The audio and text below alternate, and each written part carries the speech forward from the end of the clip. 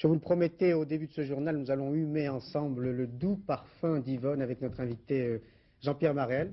Bonsoir. Bonsoir. Très heureux de vous accueillir. Alors, le parfum d'Yvonne, c'est quoi? Dites-le aux téléspectateurs. C'est un film de... C'est un film de Patrice Lecomte qui est tiré d'un roman de Modiano qui s'appelle Ville la Triste. Voilà. Avec Hippolyte Girardot. Et Sandra Maiani, et une nombreuse distribution, et moi-même. Voilà. Alors, on va parler d'histoire après l'extrait. Oui. Allez. Regardons. Mesdames, messieurs, nous vous attendons, vous pouvez faire descendre vos bagages. Vous nous quittez? Ça devait bien arriver un jour ou l'autre, madame. Vous auriez pu au moins nous prévenir d'avance. Oui, madame, ce jeune homme n'y est pour rien, il vient de recevoir un ordre de mission signé de la reine des Belges. Vous entendez, madame? La reine des Belges. Et je ne vous ai pas tout dit, madame. La reine des Belges, c'est moi.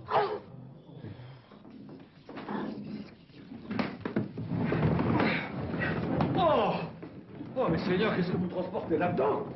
Magazine, noir et blanc, détective, match, et la collection complète des cinémas des 5 dernières années. Ah, mais quel besoin avez-vous de vous encombrer de toutes ces merdes? Ah! Mais elle veut la guerre! Allez!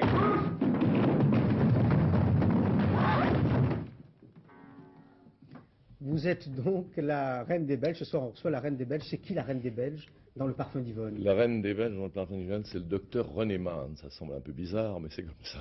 C'est un personnage assez extravagant. Fantasque. Fantasque, bizarre, paumé, un peu comme tous les personnages de Modiano.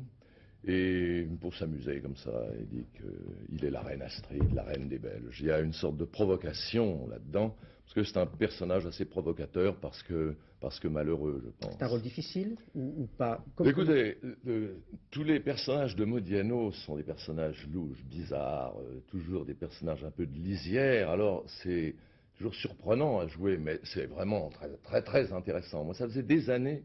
Moi, je suis un lecteur de Modiano, et ça faisait des années, je me disais, mais quand va-t-on adapter un bouquin de Modiano? Parce qu'on sent le film quand on lit les livres alors, de Modiano. c'est fait avec bonheur, parce que le réalisateur Patrice Lecomte retrouve un peu le ton de Modiano. Oui. Je crois que les sensibilités se sont accordées magnifiquement entre deux. Il y a une vraie rencontre. Alors, Dr Mint dit la reine des Belges, rencontre Victor Schmara, un drôle de conte, c'est Hippolyte Girardot, et Yvonne, deux personnages aussi troubles que vous.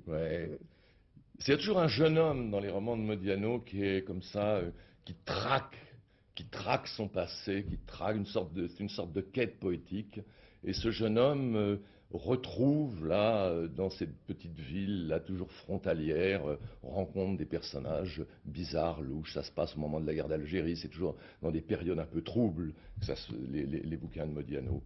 Et c'est toujours le même sujet, si vous voulez, mais là, je pense qu'il y a eu une vraie rencontre entre l'art d'un metteur en scène et l'art d'un écrivain. Il est toujours difficile, en 3 minutes, après un journal fait de séquences réelles et brutales, comme ça, qui s'entrechoquent, de s'arrêter, comme ça, sur un film ou sur un livre, et de tenter de raconter une histoire. Mais j'ai le sentiment que dans ce film-livre, dans ce livre devenu film, il y a comme une fuite des trois personnages qui voudraient fuir la vie réelle.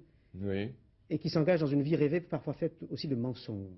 Ah oui, mais ça c'est très très juste, mais ça fait partie de l'univers et de la fascination qui opère dans les romans de Modiano, d'espèces de quêtes douloureuses, de fuites, et on ne sait pas très bien où ils veulent aller, ce qu'ils veulent fuir. Ils fuient leur vie de tous les jours, leur vie banale, cette vie provinciale qui les étouffe un petit peu. Oui, c'est certain, et c'est très cinématographique, parce que, je ne sais pas, vous devez lire comme moi, quand paraissent le roman de Modiano de l'année, on a des images on est poursuivi par des images. Il y a plein de romans de Modiano qui, j'ai le sentiment que ce sont des films que j'ai vus.